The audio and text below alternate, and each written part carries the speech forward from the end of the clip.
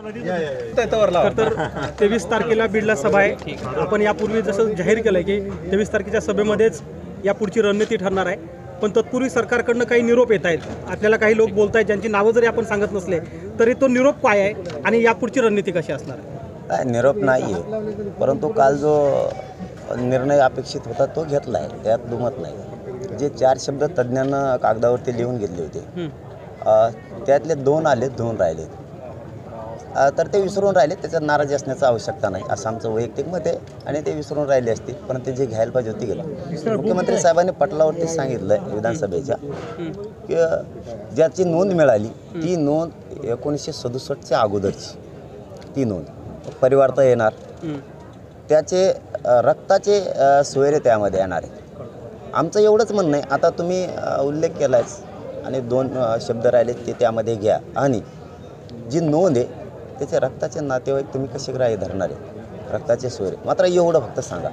म्हणजे तुम्ही काय केलं आहे, मोठा विषय दिला, एखाद्या घराला मोठा दरवाजा दिला पण त्याला साखळीच दिली नाही, मग पहिलंसुद्धा उघडंच होतं ते घर। आता जरी दरवाजा लावला तरी कोणी पण येणारे जाणारे, कारण त्याला साखळी कडी कोंडाच नाही।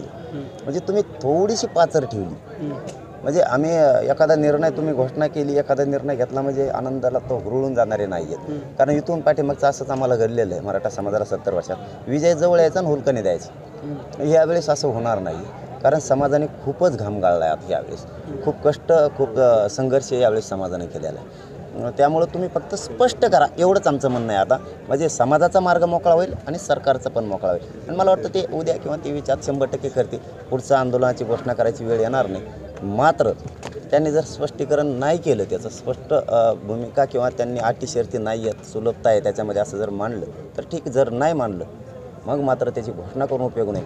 कारण घोषणा केली पण त्याची अंमलबजावणीच केली नाही, म्हणजे एखादी गोष्ट आम्हाला दिली पण त्याचा लाभच होणार नाही, मग त्या घोषणेचा काय अर्थ राहणार नाही। नाविलाजानं 23ला पुढच्या आंदोलनाची घोषणा करावी लागेल। पण आपण ज्या नोंदीचा कायम उल्लेख करताय त्याच्यामध्ये आणि सरकारकडे असलेल्या कुणबी नोंदीमध्ये काही फरक जाणवतोय का? आपण 54 लाखाचा आकडा दिला होता, काय फरक नाही, एकच आहे। 54 लाखाचाच आकडा आहे, त्यात काय दुमत नाही आहे। 100% नोंदी सगळ्या शासकीय नोंदी आहेत। मराठ्यांना राज्यातल्या सगळ्यांना आरक्षण मिळणार, तर 2 शब्द तेवढे घालायचे ते घालतील आणि अटी शर्ती नाही आहेत किंवा त्याच्यासाठी तुम्ही काय करणार आहे निकष सांगायला लागतील आम्हाला। तुम्ही बॉन्ड घेणार आहेत की शपथपत्र घेणार आहेत की तुम्ही काय करणार आहेत, का शासन निर्णय करणार आहेत? शासन निर्णय जर तुम्ही केला आणि राज्यातल्या सगळ्या कलेक्टरांना जर आदेश केले तर ते सोपं होईल। नातं दाखवायचं कसं?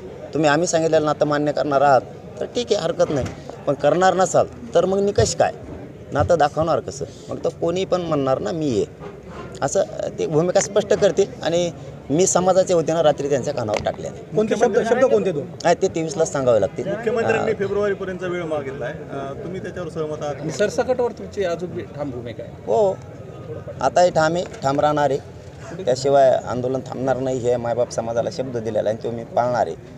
फेब्रुवारीचा वेळ जो मागितला आपला दुसरा प्रश्न आहे ते क्युरिटी पिटिशनचा विषय, म्हणजे अहवाल आला पाहिजे राज्य मागासवर्ग आयोगाचा, त्याच्यासाठीचा तो विषय। आम्ही ते आरक्षण नाकारलेलं नाही आहे, मराठ्यांनी नाकारणारसुद्धा नाही, परंतु त्यात काही किंतु परंतु आहेत। ते आरक्षण NT VGNT सारखं टिकणार आहे का? तर याचं उत्तर माझ्या मतानं नाही आहे, कारण 50%च्या वर जात आहे आणि इंद्रसानीचं जजमेंट सांगतं 50%च्या वर नाही टिकू शकत। मग पुन्हा तेच पाडे वाचायला लागतील आम्हाला, ते टिकणार आहे का? हे तर क्युरिटी पिटिशन तर याच आंदोलनामुळं दाखल झालेली, सरकारनं केलेली, कारण याच मराठा समाजाच्या आंदोलनाच्या रेट्यामुळं टास्क फोर्ससुद्धा निर्माण झालेला आहे। हरीश साळवे साहेबांचे सारखे ज्येष्ठ वकीलसुद्धा सरकारनं दिलेले क्युरिटी पिटिशनचे याच मराठ्यांच्या रेट्यामुळं लागलेले। आम्ही काय ते नाकारत नाही असं नाही, पण ते टिकणार आहे का आमचा पुढचा प्रश्न आहे। त्यामुळं त्याच्यात खेळ खेळत बसण्यापेक्षा, पुन्हा तेच पाडे वाचित बसण्यापेक्षा मराठ्यांच्या शासकीय नोंदी सापडल्यात OBC आरक्षणात असलेल्या, मराठा आणि कुणबी एकच हे सिद्ध झालं। ते कायदा पारित करा, आता फक्त शासन निर्णय करा। पटलावर तर तुम्ही घेतलं, तिन्ही कायदेमंडळ ॲक्टिव्ह आहेत, विधानसभा सुरू आहे, मग कशासाठी तुम्ही विनाकारण वेळ काढायचा किंवा वेळ वाढवायचा आहे तुम्हाला? तिथं मागणी आमची नाहीच आहे, परंतु सांगितलं ना मग की ते टिकणार आहे का NT VGNT सारखं, का पुन्हा आम्हाला हुलकावूनच देणार आहे? त्यापेक्षा नोंदी सापडल्या, मराठा आणि कुणबी एक आहेत, महाराष्ट्रातल्या सगळ्या मराठ्यांना आरक्षण द्या। जे आरक्षण घेत आहेत, कुणबी आरक्षण जे घेत आहेत त्यांच्या सरकार जे आहे ते नोंदी शोध देते आणि इकडे आकडा फुकून सांगते। सगळ्याला सगळं माहिती, परळीमध्ये एकही कुणबीची नोंद सापडली नाही, पण नाही. मी हे प्रश्न परवासुद्धा सरकारला सांगितला आहे की असे बरेच तालुके आहेत. याच्या अगोदर गेवराईसुद्धा होता, हाच तालुकासुद्धा होता, निरंक म्हणून अहवाल दिला होता, नंतर इथं सापडल्या. काही अधिकारी जाणून बुजून जातीवाद करतायत, त्यांना कामावून कमी केलं पाहिजे आणि तिथं पुन्हा नोंदी शोधल्या पाहिजेत हे सांगितलंय. म्हणून पुन्हा शिंदे समिती काम सुरू करणार. मराठा शेतकऱ्याच्या संदर्भात तुम्ही आता आसूड देखील उगारला गेला आणि शेतकऱ्यांचे प्रश्न देखील गंभीर आहेत असं देखील सांगितलंय. भाववाढीच्या संदर्भात, हमी भावाच्या संदर्भात देखील शेतकऱ्यांनी एकत्रित आला असं तुम्ही बोलले होते. नेमकं काय, कशी भूमिका असणार? त्याला जोडूनच ह्या पुढे चालून तुम्ही शेतकऱ्यांसाठी आंदोलन उभारणार आहात? मी शेतकऱ्याचं पोरग आहे, मला शेतकऱ्यांचे किती हाल होत आहेत हे मला माहिती आहे. मी स्वतःसुद्धा शेतात काम केलेलं आहे आणि आत्ताही शेतात कामच करतो आहे. मी म्हणजे शेतकऱ्यांचं काम करतो म्हणजे कामच करतो आहे. मला जाणे, त्यामुळे शेतकऱ्यांच्या मालाला भाव मिळालाच पाहिजे. एक शेतकऱ्याचा मुलगा म्हणून प्रामाणिक माझं मत मानले आणि त्या मतावर मी ठाम आहे.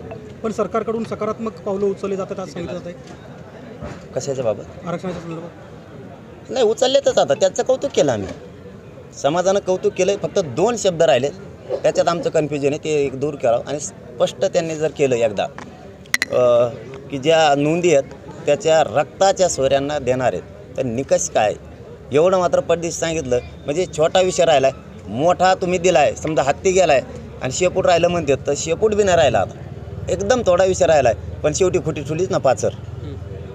त्यामुळं आमचं तिथपर्यंत थांबायचं आम्ही ठरवलं. तुम्ही क्लिअर करा, मग आम्हाला 23 डिसेंबरच्या नंतर आमचे मराठ्यांचा मार्ग मोकळा होईल आणि सरकारचा पण होईल. मुंबईत मोर्चा जाणार आहे का? आणि जर जाणार असेल तर त्यावर तुमचं काय मत आहे? त्याने कुठं ठरलं आहे? मराठ्याने ठरवलंच नाही जायचं म्हणून. पण आम्ही का जाऊ नये का मुंबई बघायला कशी आहे काय? असं का बंद नाही का? आमचीच मुंबई, आम्हाला बघू नये की इमान कसं असतं का कसं असतं. नाही, आम्ही ठरवलं नाही, समाजाला जायचंच नाही आहे कुठंच. समाज ठरवणार आहे, पण का जाऊ नये बाबा मुंबईला? आम्ही सगळे दुनिया येते तिथं, आम्हाला का बघायचं नाही तिथे? बघून येणार रे फिस्केटाच्या कंपन्या कशा असतात काय. आम्ही शेतकऱ्यांचं पोरग आहे, पण वेळेवरती ते आपण ठरवणार आहेत. मी काय शेतकऱ्यापासून लांब पाळणारा नाही.